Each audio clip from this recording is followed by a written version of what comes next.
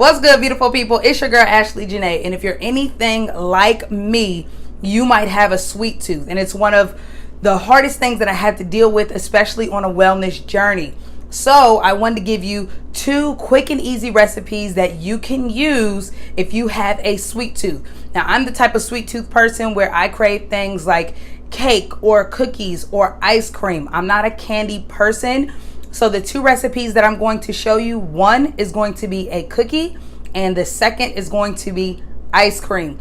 Both of these recipes are going to be vegan and health conscious. Basic ingredients you'll need are nuts of your choice, some type of sweetener. I'm using agave, couple cans of coconut milk. This is my favorite brand, Aero D right here.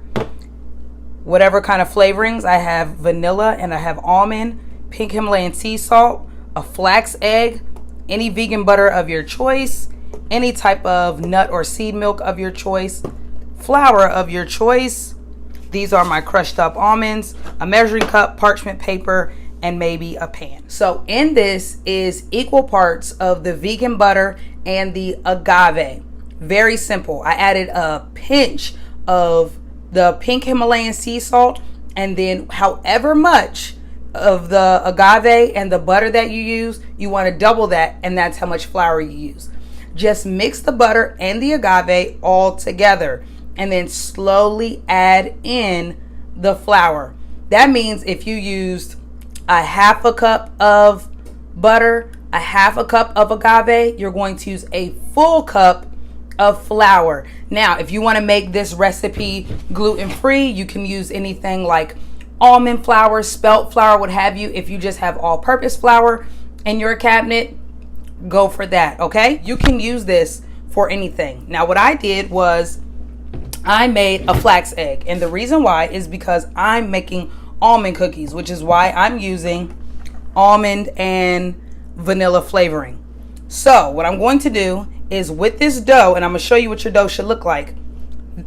This is what it should look like. You see how it's not sticking and it's not crumbly? This is what your dough should look like. I'm going to roll the dough into a ball, dip it in my flax egg, and then dip it into the ground up almonds that you saw on the plate. Also, as a special treat, just for me, because I like strawberry, what I did is I took some strawberries out of my freezer, stuck them in a pot with a little bit of spring water, and then I turned it on and let it boil. I added some agave and a pinch of salt to that and just let it boil because I wanted a strawberry jam. Let me show you. Here is the strawberry jam that I made. Very simple way to do this. You take your strawberries, you add in some water. To that, I added agave and a pinch of salt and boiled it. I took this masher and I mashed up the strawberries. Very simple. The reason why I did that was because I wanted a little bit of chunkiness, but not a full strawberry. So I'm going to create a thumbprint in my cookie and then add a little bit of the filling. I already turned my stove on to 350, so I'll pop them in the stove for about 10 minutes. I'll just watch them and see how they turn. But I'll pop them in the stove for 10 minutes. Bam, you got a cookie.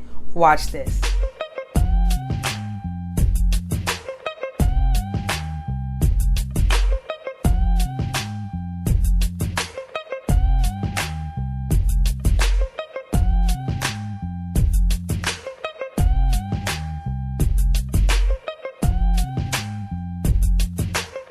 And now they're ready to go into the oven. 350 degrees for about 10 minutes. Everyone's oven is different, so make sure you watch it. You don't want them to become overly brown.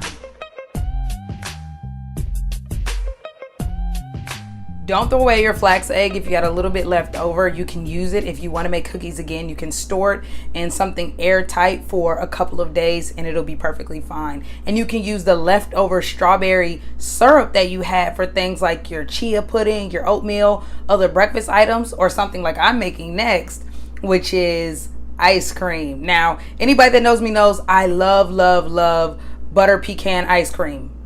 Pecan.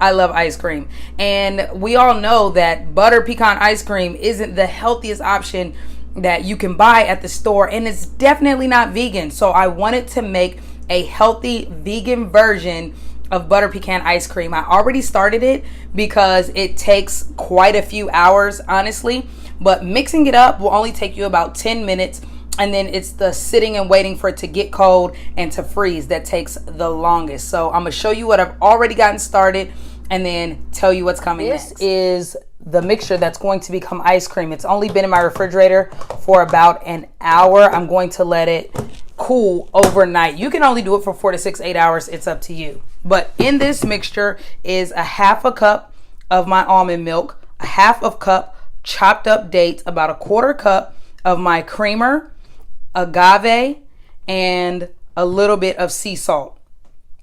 There's also, after, the coconut milk and so what I did was I took the first set of ingredients and I put them in a saucepan, allowed it to boil, and you have to whisk it good. You don't want it to get stuck and you don't want it to burn, but you want to put it on a medium high heat. Watch it until it boils. Once it boils, take it off of the heat.